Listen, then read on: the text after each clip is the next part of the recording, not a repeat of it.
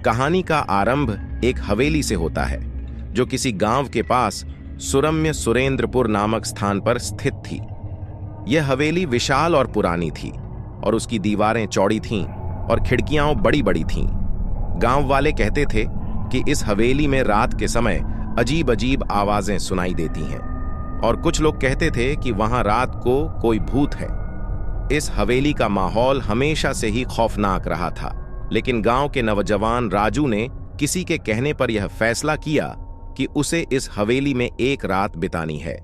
राजू के दोस्त उसे मजबूती से चुनौती देने लगे और उसने तय किया कि वह इस भूतिया हवेली में एक रात बिताएगा। राजू ने एक रात को अपने दोस्तों के साथ हवेली में प्रवेश किया।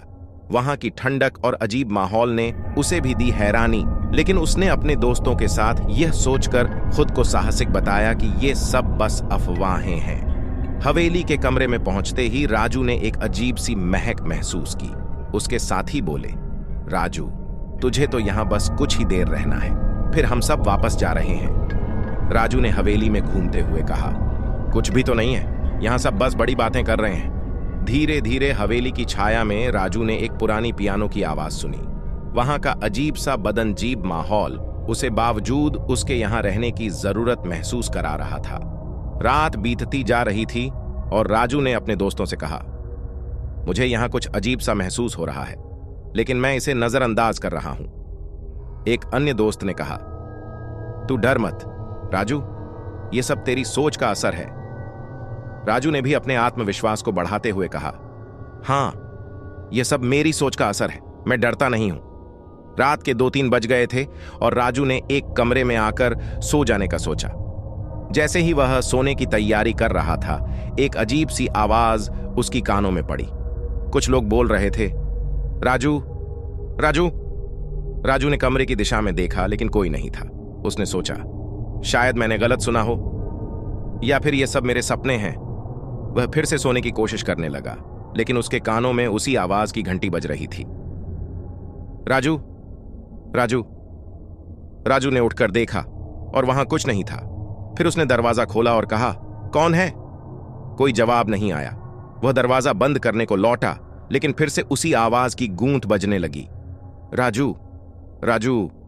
राजू ने अब यह आत्मसमर्पण करते हुए दरवाजा खोला और देखा कि एक पुराना और भूतिया चेहरा उसे देख रहा था। राजू का हृदय तेजी से धड़कने लगा।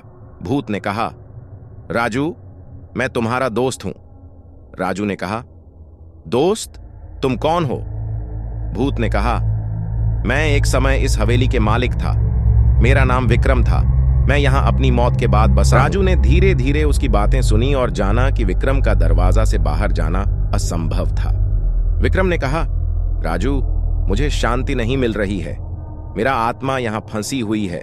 कृपया मेरी मदद करो।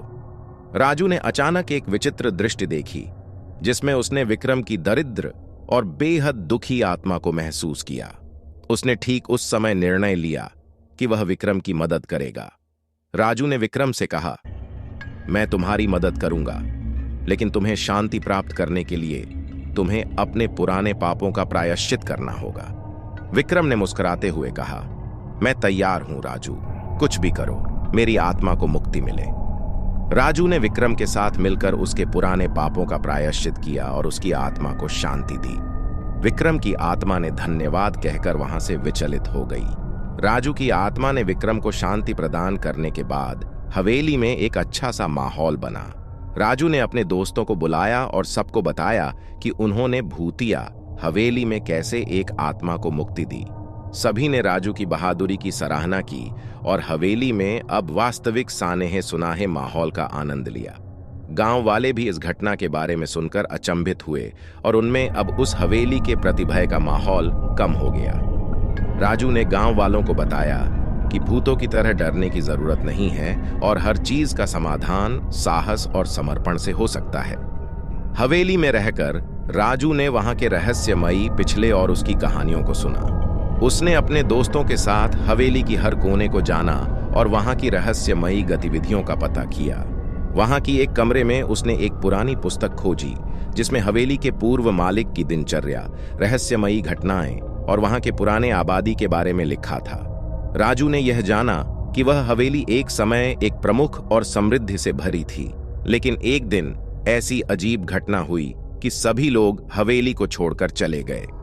राजू ने उस पुरानी पुस्तक के बारे में अपने दोस्तों को बताया और उन्हें यह तथ्य जानकर हैरानी हुई कि उस भूतिया हवेली के पीछे की कहानी क्या है। वहां के गतिविधियों का सुयोग मिला और राजू ने उसे अपने गांव के लोगों के साथ साझा किया। इस कहानी से यह सीखने को मिलता है कि कभी-कभी भूतों का डर वास्तविकता से बड़ा होता है और उन्हें शांति मिलने के लिए हमें उनसे समझदारी से और साहस पूर्वक मुकाबला करना चाहिए। राजू ने अपने साहस और दृढ़ता से भूतिया हवेली की कहानी को एक सकारात्मक रूप में बदल दिया और सबको यह बताया कि डरने की जरूरत नहीं है, बल्कि समस्याओं का सामना करना हमें और मजबूत बना सकता है।